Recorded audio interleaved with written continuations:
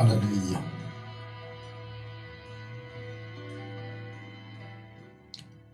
Amen. God bless you. Good morning, good morning, good morning, good morning. May God bless you. Nashukuru Bwana asubuhi ya leo tena kwa sababu ya fursa ametupatia. Karibu sana na Bwana akutende mema. Najua kwamba neno la Mungu huwa linatupatia macho ya mbali kuelewa Mungu. Na asubuhi ya leo tunapoendelea na ujumbe, nimechelewa kidogo kwa sababu ya mitambo kidogo hapa. Sometimes mitambo inaleta maneno kidogo, lakini all the same haizuili kile tunachokifanya. Huyu sometimes ukiona ya kwamba ni kama nimeendelea, usiulize mbona sasa nini anafanya. Mitambo inakuaga iko vile nataka, sababu unapotumia internet sometimes inakuwa zikubali vile unataka, lakini all the same haizuili tusifanye kazi, kwa sababu nasi tumeitwa kuifanya hiyo kazi. Kwa hivyo asubuhi ya leo nitasema hivi. Nilisema the key of your progress ni obedience. The progress in life inataka mtu mtiifu. Na nikapeana mfano nikasema hata mtoto mtiifu katika familia huwa anaangaliwa na njia tofauti. Hata yeye unasikia mtu anasema sasa mimi ndio natumwa peke yangu, hakuna mwingine. Na ukiangalia mtoto anatumwa ni kwa sababu akitumwa akatai. Lakini unakuta kuna wengine wako pale na bado wao hata wakitumwa hawezi enda.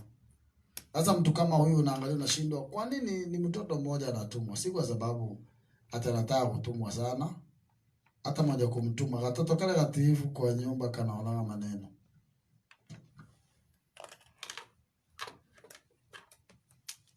Kwa hiyo utiifu unakuwa ni kitu kinafanya mtu apitie mambo mengi sana. Sometimes unaona kama ni kufinyiliwa, lakini watu wanaona mtu mtiifu ni kama kufinywa ama ni kama anateswa. Hakuna mateso mtu anakuanga anateswa kwa sababu ya kutii.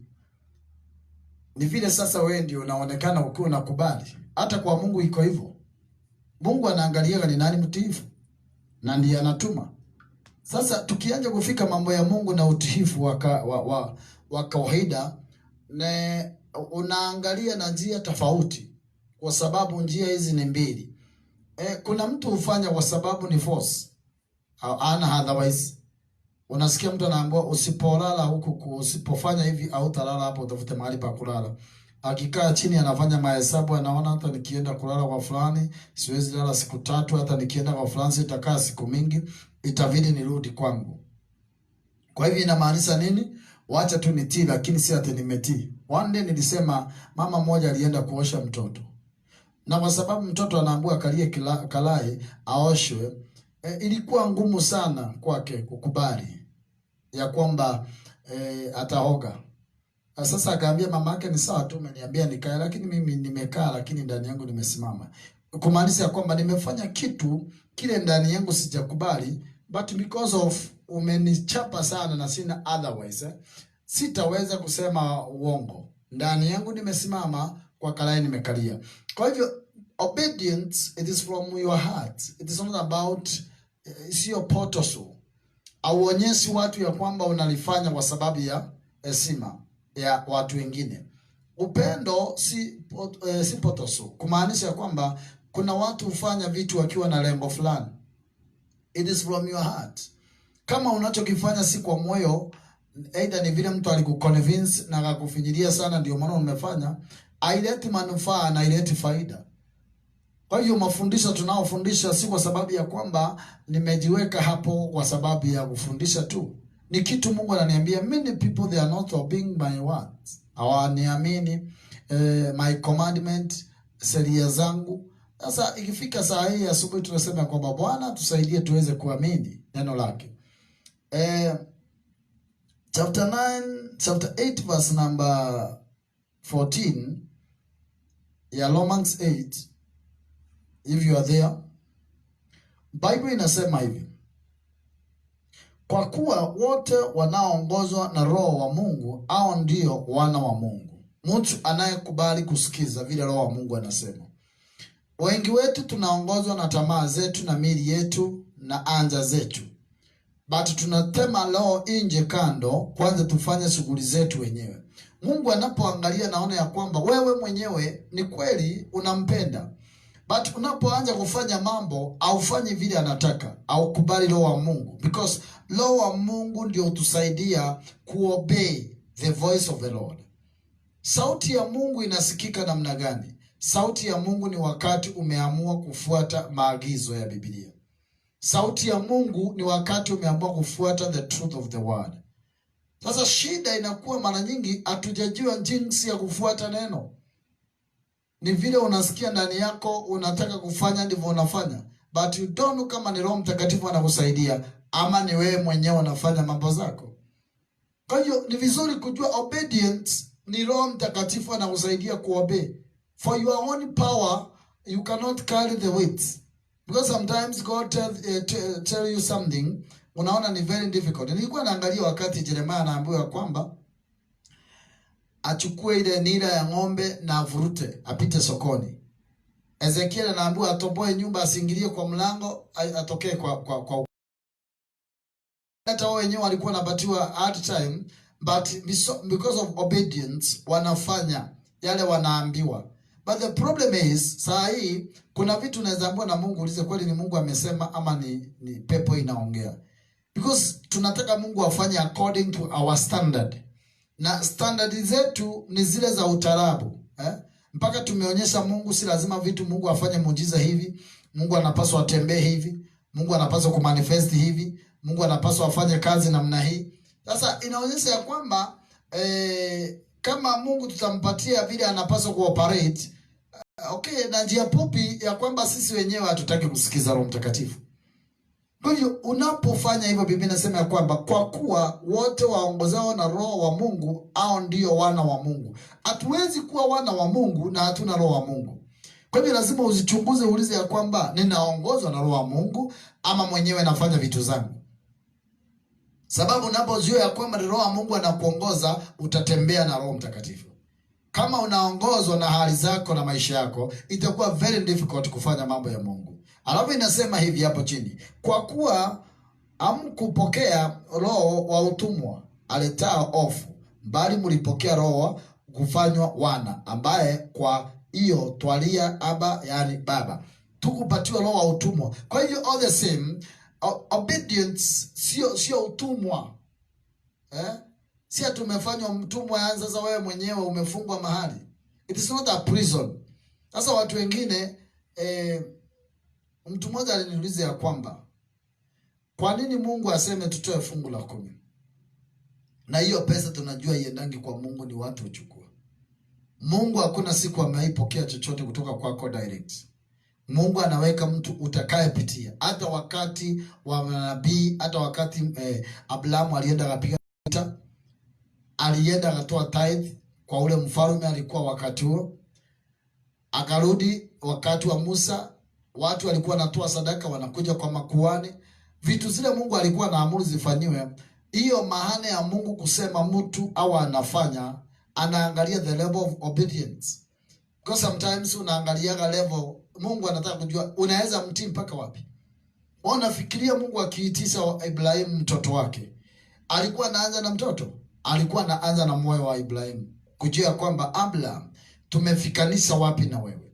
Obedience inafanya Mungu awe trust na kuangalia na njia tofauti. Acts chapter number 5 verse 32. Acts chapter 5:32. Ni vizuri tunaangalia maandiko ndio ndio inatusaidia kujua kwenda another level. Maandiko inasema hivi. Verse 32 inasema hivi. Hallelujah. Na sisi tu mashahidi wa mambo haya pamoja na Roho Mtakatifu, ambaye Mungu amewapa wote wamtio. Unasikia? Kutii. Sisi ni masahidi wa ujumbe huu wa Yesu Kristo, na Roho Mtakatifu ambaye Mungu amewapea wote wanaomtii. Kwa hiyo Roho Mtakatifu anapeana kwa wale wana obedience. Tunataka kutembea na Mungu, but we are not ready to obey the voice of God. Hapo inakuja kwamba kwa sababu hatuwezi obey the voice of God, the time tunafanya mambo kivyetu, Mungu naye anaangalia, anaona ya kwamba sisi hatuko connected in the spirit. Sasa unashangaa au kama unaweza serve Mungu na bado roho wako na Mungu mwaachana. Na ndio maana alisema katika Warumi 1 Warumi mstari wa 1, hii ndio amesema ya kwamba tuzitoe, na ni vizuri sana kujua kwamba Mungu alikuwa anataka nini kuhusu maisha yetu. Amen. Inasema hivi: basi ndugu zangu, nawasihi kwa huruma zake Mungu, itoeni miili yenu iwe dhabihu iliyo hai, takatifu, ya kupendeza Mungu, ndiyo ibada yenye maana. Ibada yenye maana ni kujitoa. Ibada yenye maana ni obedience. Ibada yenye maana si sadaka. Ibada yenye maana ni kujitoa wewe mwanzo kwanza. Unajitoa mwenyewe. Ujitoe, sacrifice yourself. Ujitoe. Anasema ndugu zangu, nawasihi kwa huruma zake Mungu, itoeni miili yenu, sacrifice your body. That's a real service now. Sacrificing your body, that's a real service. When you are talking about service, the first service, it is to give yourself out to God. To give out your body to God. You need to serve God, but your body iko another side. You cannot serve God like that. You must serve God with your body. Hautapeleka mwili kwa pombe na uzinzi na usherati na wizi na uongo, alafu sema Mungu anataka roho. Hiyo roho ni part of you. Lazima ujue, when you are serving God, you cannot put your money out. Ati mimi niko ndani ya Bwana lakini pesa zangu zisiulizwe. Everything you have belong to the Lord. Everything you have belong to the Lord. Now, if everything you have belong to the Lord, how comes you can serve God nusu? You cannot divide God to the service. You must know how to serve God full. Full service is give you out. Give your body out. Give yourself out to God. Because kama hujui jinsi ya kujipeana mwenyewe na kujitoa, how comes unaweza serve Mungu na moyo wako bado hujajua? Sasa watu wengi wanaopenda sana kutumikia Mungu, anakuambia Mungu mimi nitampatia, lakini mambo mengine, I have private life. Where is your private life? Do you know hizi tunaitaka private life, usiingilia maisha ya mtu ya ndani? Okay, it is not good. Na hata mimi singetaka kukuingilia. But you unaita private life before God is connected. Na Mungu ataliviru siku moja. Zile mauchawi na uganga na vitu tunafanyaga secretly na tutaki zulikane, tumezisil mpaka tumeifanyia covenant kishetani kali ili tusizulikane na yeyote. Mungu ataziweka wazi, na ndio maana usikubali kuwa na anything secret. Inaweza kuwa ya kumtumikia shetani.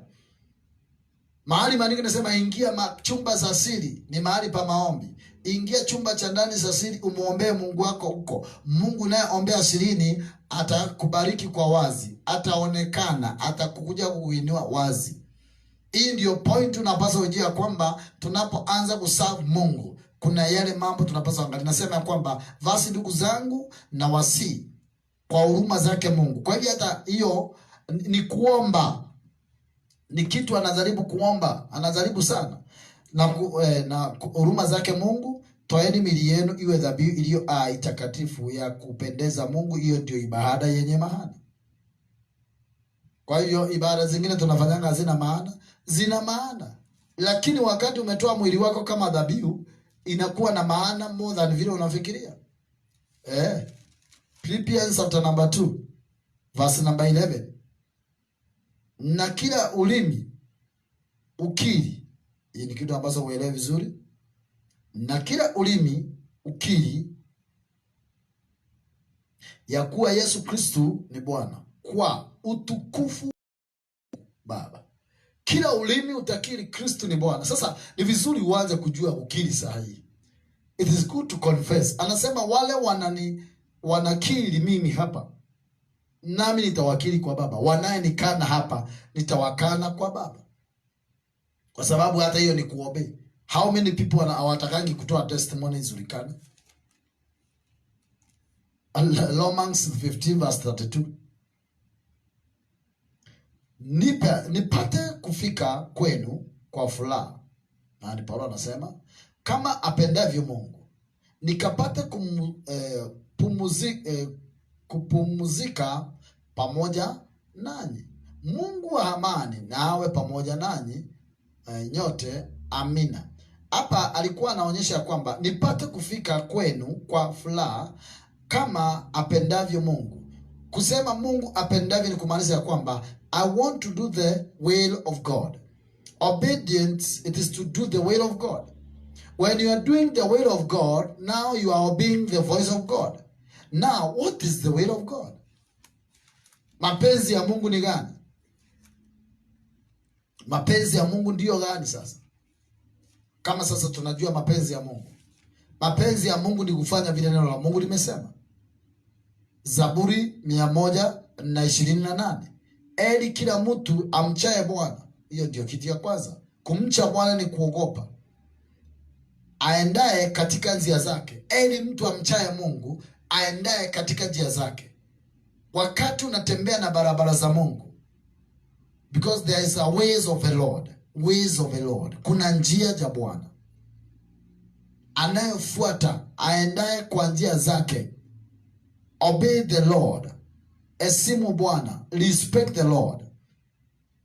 Amchaye Bwana, aendaye katika njia zake.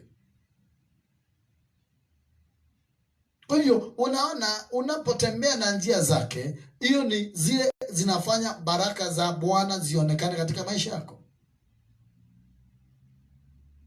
Yesu akaongea John 3:36. John 3:36.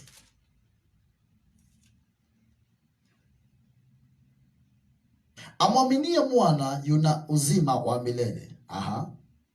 Asiyemwamini mwana hataona uzima, bali ghadhabu ya Mungu itamkalia. Ghadhabu ya Mungu itamkalia. Kumwamini Bwana ni kusema ya kwamba when you obey the word of God, unasema yes, napaswa kuokoka. Do you know kitu ya muhimu sana? Hata kama nawahubiria asubuhi, ni vizuri kukubali Yesu kama Mwokozi. Ni vizuri hata kama anakufundisha usiwe tu unasikiza ukiwa mtu wa dini. It is good to confess Christ. Na useme Bwana, mimi ni mwenye dhambi, naomba unisamehe dhambi zangu, nimekuja kwako. Nimeacha njia zangu mbaya. Na una change na una turn. Hiyo ndio salvation. Unakiri na unabadilika. Sasa sometimes unajua hata kama nahubiri, unakuta unahubiria watu na si ati ni watu wamekubali Kristo. Wengine wanafurahia mafundisho, lakini ikifika wokovu anasema kwamba wakati wangu hujafika. This is the time. Maandiko yanasema unaposikia sauti ya Bwana, usifanye moyo wako kuwa mgumu. Saa hiyo ndio Mungu anakutaka. Kwa hivyo inamaanisha kwamba watu wengi wanakataka Mungu wakati yako available. One day unaweza tafuta ukuta iwezekana. Chapter number 5 ya Galatians 17. Na hivi aidha maandiko umezoea kuyasikia. Kwa sababu inasema kwa sababu mwili utamani kilicho kwa sababu mwili hautamani kilicho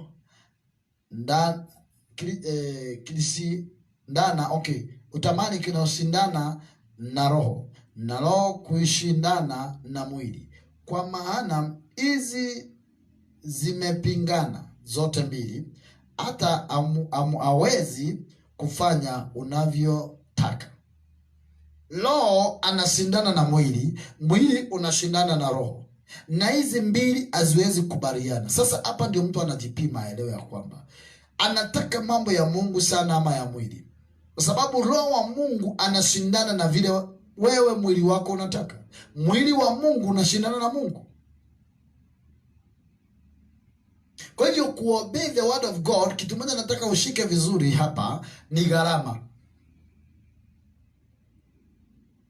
Kutii sauti ya Mungu utagharimika. It is not for free. You pay the costs. To follow Jesus, it is a cost. Kuna gharama utalipa. Ni kama kuanza biashara, uwezi anza biashara kama una gharama fulani. Hata kama ni biashara aina gani, lazima ikugharimu. Hata kama ni ya kompyuta, hata kama ni ya simu, itakugharimu kuingia ndani, kusoma, kuelewa, kuanza kufanya ile za network, internet huko. Watu wanajua online business, wanafuata. Lazima uanze kujua vile inafuatwa. Anything to do, there is nothing you can do business for free. Now you cannot obey the Lord without kitu kinaitwa costs. Na cost ni commitment. You are there for Him. Una commit yourself. Obedience. Unapata 100, unahakikisha umeweka 10. Although unahitaji 110, inabidi ubaki na 90 because gharama yake lazima utolee dhabihu. Obedience, na ndio Biblia inasema kwamba obedience iko better kuliko sadaka. Kwa nini? Unajatoa sadaka but out of disobedience. Unatoa sadaka lakini unatoa kwa uchungu, kwa kutotii kwako. For fun. Unafanya tu kwa sababu ni kama nungunika. Biblia inasema hata sadaka usiwaitoa mbele za Mungu kama moyo wako haujaridhika. Hiyo ni Bible inasemaga hivyo. Sasa watu wengi wanafanya, wanasema ya kwamba wacha nitoe tu hata kama sikuwa nasikia kutoa. Wacha, usiwahi fanya kitu kama hiyo. Utawahi kuwa blessed. 1 John 2:17. Inasema na dunia inapita pamoja na tamaa zake, bali yeye afanyaye mapenzi ya Mungu atadumu hata milele. Dunia hii tunang'ang'ania inapita pamoja na tamaa zake. Hiyo mwili unatamani kuipea pombe, itaondoka. Chakula, yes. Uzinzi utapita. Siku moja hiyo mwili utaoza, utapiguzikwa, utawekwa ndani ya shimo. Utazikuta it is not possible to operate in the presence. Ni watu wangapi tunazika na walikuwa wanabajuka huku duniani? Anaapa pale, yes. Anazulikana. Watu wanasema fulani asipokuwa hapa hizi kuwa fulani, kama hayuko anapigwa sema halo, hii pate imeboeka bila wewe. One day alizikwa, lakini alikuwa ndiye anangurumisha kila kitu kinakuwa kitamu. Hii dunia unaweza kuona watu wakubwa, watu tulioheshimu wakubwa sana, walikuwa wanasemekana hao ndio wanapaswa kuwa mapresident, watu wakubwa, viongozi, wako kaburini. Historia ndio tunasoma. Do you know, I don't know kama historia yako itasomwa namna gani.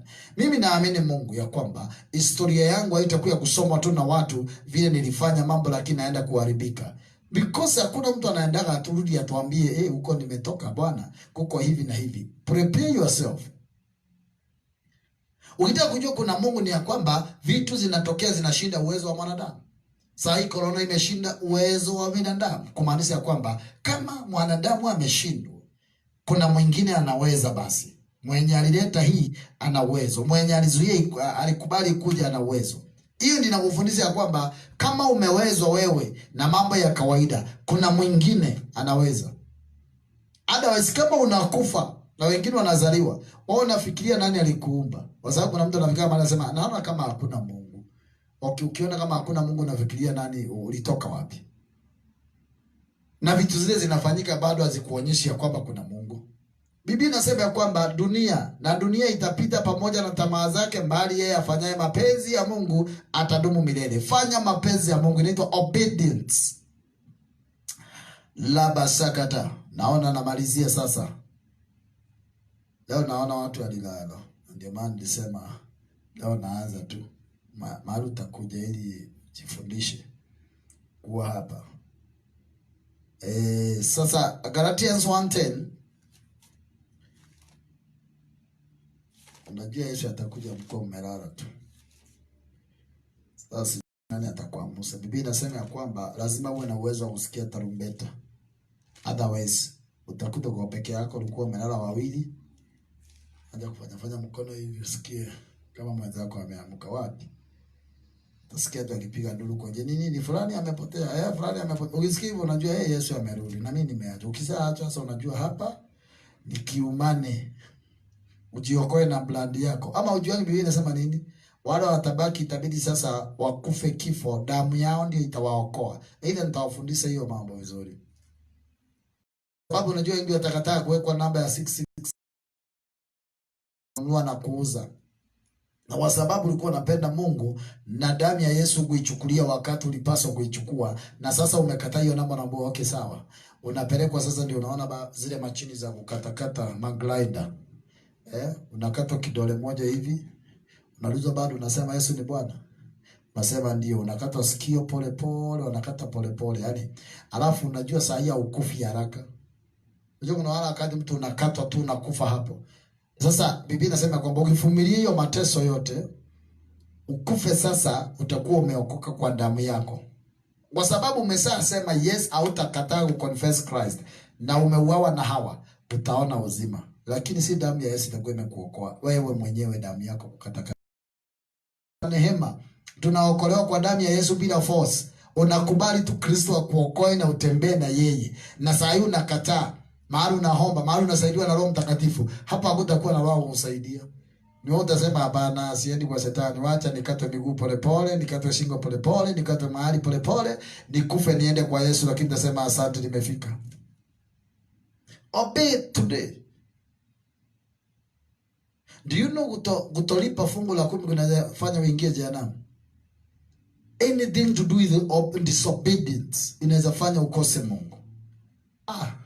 Sasa nikianza kufundisha nimepotea kwa mafundisho yangu. Okay, hiyo tutafundisha.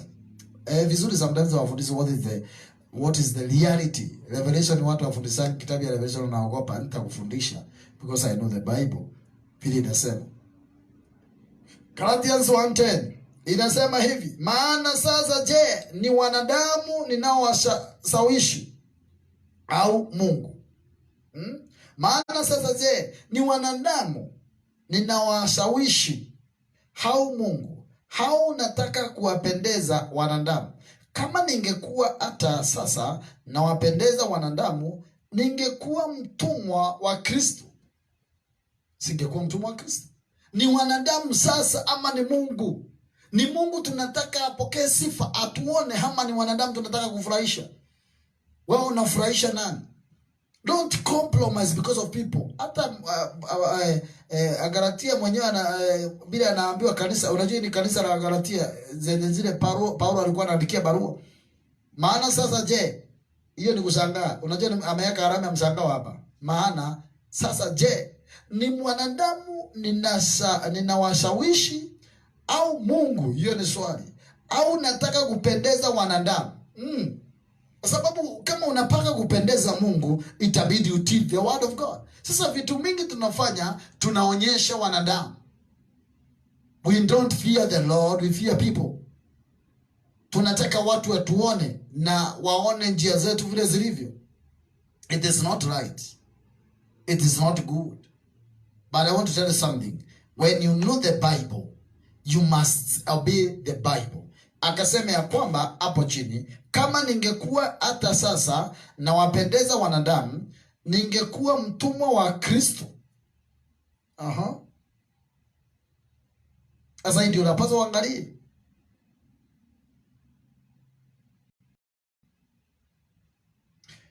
Kwa maana ndugu zangu, injili hii iliyohubiriwa na wazulisha ya kuwa sio ya namna ya kibinadamu. Ni ya nani? Ni ya Kristo. Mimi sihubiri ya watu, ndio maana sitakuhubiria venye unataka, nitakwambia venye inapaswa. Nisome ya mwisho Psalms 119 verse 60. Psalms 119 verse 60. Hallelujah. Mimi napenda sana neno. Unajua wakati niliokoka sikuwa najua kusoma Biblia. Ndio maana sasa unashindagwa. Kwa nini? Sikuwa najua, niliomba ili niweze kusoma Biblia. Kwa hivyo ndio maana ukiona nasoma maandiko sana, ni kwa sababu hii si mimi, ni Mungu alinipatia neema. You need grace of God to do it. Because for yourself you can't. You need God to help you. to read the Bible and understand the Bible. 60 inasema hivi: nalifanya haraka wala si kukawia kuyatii maagizo yako. Nalifanya haraka, nalifanya haraka wala si kukawia. Wakati Mungu ameongea, usingoje. Do it fast. Do it fast. When you hear the voice of God, do it fast. Obey the word. Fast. Fanya haraka. Kwa nini? Anasema si kukawia, kuyatii maagizo. To obey your commandments. Because anything to do with the maagizo ya Bwana ama kile Mungu amesema, you must understand. Need instruction. To obey your instruction. Nilisikia neno lako na nikafanya haraka to obey your instruction. Now the problem, we are not ready to obey the instruction of the Lord. Now tunataka kufanya kama Mungu ni katuni. Tunafanya mambo vile tunataka. How many people, hata niulize swali, how many people you are there, Mungu akikwambia kitu unafanya? Na do you know Mungu aongeangi hivyo unafikiria? Mungu atatumia kinywa ya mwanadamu kukuambia. God use people to bless people. God use people to talk to people. Hello? God use people to reveal something to other people. If you are waiting for God, unangoja Mungu aje akuongeleza kuambia nao, unasema I'm waiting for long. God, I want to hear your voice. Hallelujah. Unatulia hapo, Baba ongea na mimi, nimefunga macho na nimezima radio, nimezima TV, amoto. Nao ndio maana unapoteza laini. Because utakaa hapo, finally utasikia either ndege ama kitu kingine ama kitu imeanguka ustuke. But now I am here, pointiwa na Mungu, nimemwagiwa mafuta na Jehova, nikuambie what to do. You don't hear my voice. Hear the voice of the Lord. Because ninao ya nena si yangu, ni ya Bwana. Na kama ni ya Bwana, inaweza kukufikia na inaweza fanya mambo makubwa. Obedient nasema ujia kwamba ni Mungu anatumana. Zile vitu zote tunasoma in the Bible zimeandikwa na wanadamu wakiwa wameongozwa na Roho Mtakatifu kuandika. Walipata revelation from heaven through the Holy Spirit. Kile Yohana aliandika akiwa Patmos, akiwa pale amewekwa katika mahali pa kushiaba, ametobolewa macho. Na maana nasema kwamba alikuwa pale akaanza kuona na kuandika zile vitu alizoviona. Sasa nauliza swali, unaongoza nani akwambie? Nani mwingine? Kama nikikwambia kitu utasema, nikikwambia tu utasema ni pesa nataka, unawait nani akwambie? Kama nikikwambia usifanye hivi Mungu hataki, unasema Mungu anaelewa. Sasa unataka nani akwambie? Mungu anaelewa. What do you want? Unataka Mungu afanye nini nyingine? Mimi naomba asubuhi ya leo akusaidie kuelewa kwamba bila tumesoma hapa, nalifanya haraka wala si kukawia kuyatii maagizo yako. Kama za wasio haki zimefunga, kamba za wasio haki zimenifunga. Kwa hivyo sikuisahau sheria yako. Kwa sababu ukikaa na watu wasio haki ndio ukuzuilia kufuata sheria za Mungu. Mtu anakuuliza unafikiri hiyo pesa tunapelekea pasta wanafanyana ni sindi, wanaenda kukula huko. Sasa unafikiri kweli? Sitapeleka tena kanisa, nitakuwa napelekea wale wamama wanakaa kwa barabara na watu wale yatima na wale wajane na wale waziwezi. Hiyo ni tofauti. Kwa Biblia kuna sadaka ya wale waziwezi, kuna sadaka ya watima, kuna sadaka ya wazane, kuna sadaka ya wale wazee, na kuna sadaka ya Mungu, na kuna sadaka ya Kaisari, na kuna sadaka. Hizo vitu lazima ujue kutofautisha. Tithe utaenda kupeleka kwa street. Unachukua tithe yako unaenda unaweka kwa chondo ya mlemavu. Unasema biashara yako ilemee hapo. Ndio maana anything you do to God, wacha ipite kwa mtumishi wa Mungu kwanza, anene baraka. Hili inapoenda kufanya kazi, hiwe iko na blessing. Devil hawezi tampa nayo. When you understand this is the man of God. Sema kila mtu ni man of God ama woman of God. You must understand. Unapopeana kitu na kinaombewa, Mungu ndiye sasa anaanza kuchukua control. Ndiye aliwaambia hata mkombali, hakikisha mahali nimechagua mumeleta ili ziombewe na ziweze kulilisiwa. Means ya kwamba kitu kimeshaombewa, kimenenewa, shetani hatakuwa kucontrol. But ukichukua pesa yako kwa nyumba, wewe mwenyewe unaiombea, wewe si kuhani, wewe mwenyewe hujapewa mamlaka ya authority ya kubariki vitu za Mungu. Ndio maana sio kila mtu anaweza kukubariki. Unajua nyinyi mmeweza kuambia God bless you, God bless you. Au na authority, makuhani ndio walikuwa na authority ya kusema bless. Unaona hata kwa familia, mama abariki watoto, ni baba anabariki watoto. Na ndio maana hata kama umekosana na bwanako, hakikisha watoto wake kama anataka kuwatendea kitu sema, enda kwake, waombe blessing zake. Akisasa muendelee. Hiyo inafaa sana. Sasa kuhani anapaswa kubariki. Sasa nikikwambia, sasa inaweza kukupatia kitu kama hii. Hii ni mouse ya computer.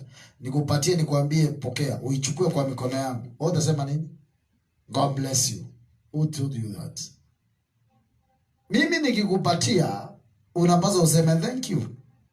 Nimekupea umesema thank you. Unaposema thank you, I say God bless you. Asante, nami nimesema Mungu akubariki. Because nimeamuliwa na Mungu kubariki. Sasa lazima ujue sio kila mtu anasema God bless you unabarikiwa, because that's another authority. Okay, hiyo tutasoma siku nyingine. Who can bless others? Who cannot? Okay. Sasa anasema kamba za wasio haki zimenifunga, lakini kwa sababu nimetii neno lako haziweniwezi. Kwa hivyo unaweza kaa na watu kamba za wasio haki zikufunge, wakuzuilie kutii neno la Mungu kwa sababu ya language na vile wanaamini. Ndio kuna watu walikuwa kanisani wakaokoka. Ukimuuliza sasa, mimi nilitoka kanisani kwa sababu niliona pastor wetu hayuko serious. Nilitoka kanisani kwa sababu niliona kanisa iko na mchezo. Nilitoka kanisani hata nilikuwa mtu mhubiri mzito. Hata nilikuwa natabiri, nilikuwa naonyeshwa mambo. Hata wakati nilikuwa serious. Nilikuwa naimba sana, naongoza. Hata nilikuwa naombea watu, hata crusade nilikuwa nazipiga napiga power.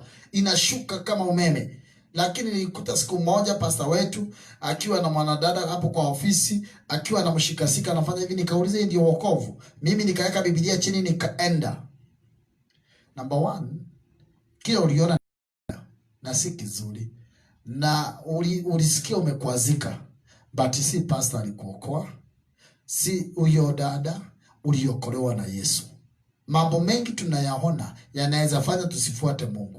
Obey the word of God. Alafu umetoka hapo na ulikuwa umejua ukweli, ukaanza kushurubisha Yesu tena kwa msalaba, kusema hakuna wokovu, hata siwezi okoka. Ni sawa. Maandiko yanasema ya kwamba unaoyaona na macho yako, sawa. Kristo atahukumu huyo mchungaji na njia kwake, kwa sababu amefanya mtu mmoja amekwazika. But now, do you know you can stay? Unaweza nyamaza na uambie Mungu akusaidie na utafute njia nyingine ya kujua au kuokolewa na huyu, unaweza enda mahali pengine na hiyo kitu iishe, na uhakikisha watu wengi hawajakwazika washindwe na kanisa because of you. Nao kutii sauti ya Bwana. Maana nasema kwamba usiwahi ongea mambo ya mtu aliyepakwa mafuta. Inamaanisha nini?